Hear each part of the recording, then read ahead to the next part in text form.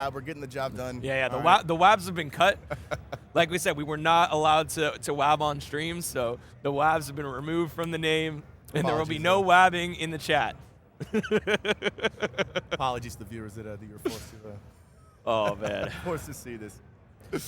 Yeah, this is what happens when your name is Bajabberwabbers. You can't expect commentators to take your name seriously. I mean, all right, we'll take your play seriously though, as we have Pikachu versus Pokemon Trainer. Yeah, I can understand why you don't want to play Min into Pikachu. Very difficult matchup.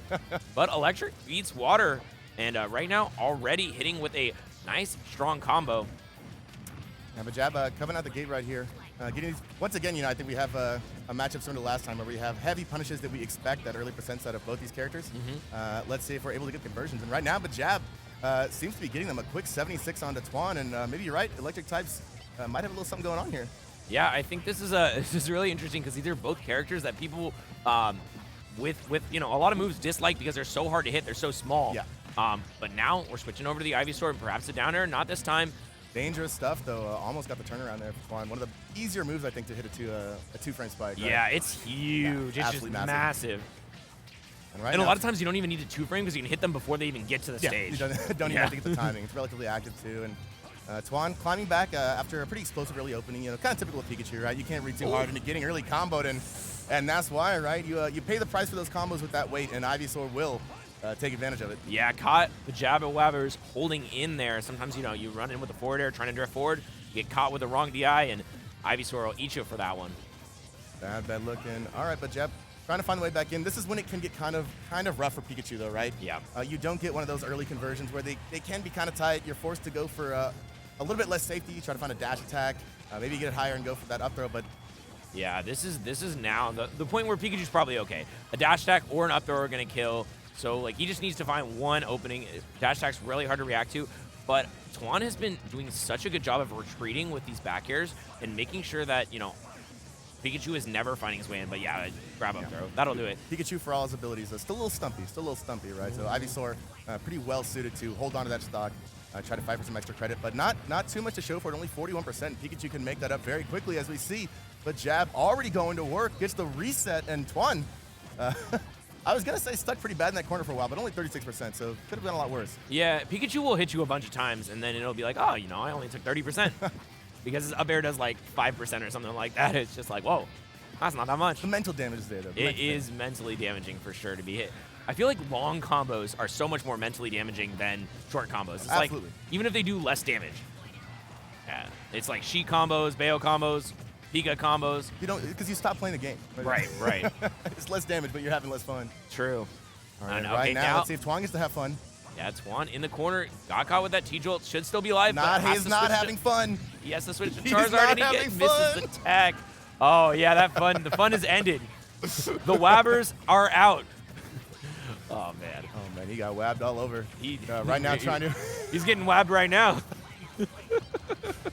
Trying to bring it back right now. Sticking with the Squirtle, curious if we're going to see... a lot of times here, I think you'd see the Ivysaur shift, right?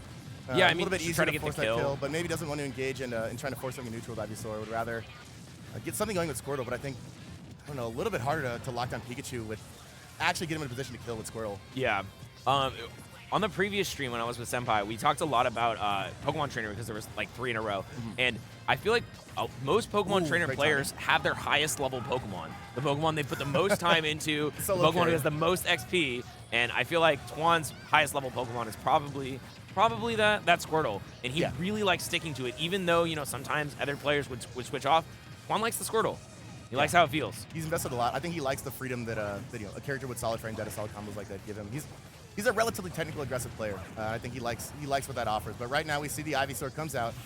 Weight starting to become relevant, and Ivysaur much more primed to take this stock at around 80. As we see dash back F smash gonna do it, and looking a little dire there for a second. I think Twan was. I think Bajabber just got wabbed. No, he got tweezed. He got tweezed. It's by that Twan Tweezy. The Twan Tweezy. That's right. Oh like man, an eyelash. Yeah, I mean that was really nice. I think the high up B was to avoid the down air that Twan was clearly setting up for it, but Twan just faked him out. He jumped, faked it down air, fast fell, and then just easy F smash. So nice job by Twan there, getting that first game. Want a player with a strong mental levels. I've seen this man make a lot of comebacks. Yeah. A lot of comebacks because he's a person I think who understands his win conditions well and doesn't overread into losing individual interactions. Right? He knows what he's looking for, and as long as he's not dead, he still has access to it. Yeah. I feel like in NorCal, the two people who have the best ability to get 3-stocked in one game and then come back in the next one are Twan and Mooboy Josh.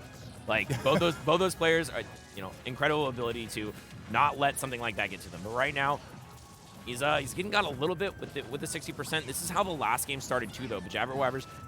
Sorry, no, this is the opposite. The opposite, sorry, yeah, this is the inverse. Twan seems to have a little more comfortable opening here. This is the Squirtle damage that we expect to see, and great call out on the grab. Twan probably gonna be looking for that down smash. Yep. Oh, back hit, not quite gonna do it. Oh, and he caught with the water gun. Could be a good opportunity. Yeah. A Okay. little early. So interesting that he went early there because it's usually you're able to react if they have to go for zip 2, you can react in time. But I think maybe he just was not in the position, so he fast fall a little early. I think Bajabber might have not really delayed, but waited just an extra beat more than would have been expected. Right? Pikachu does kind of have access to that flexibility. This is true. This is true. Okay, but now it's still 37 to 161 and forward air hitting straight up. Yeah, I mean that was a little bit sus DI on Town and City dying to Ivy forward air there, but it happens sometimes.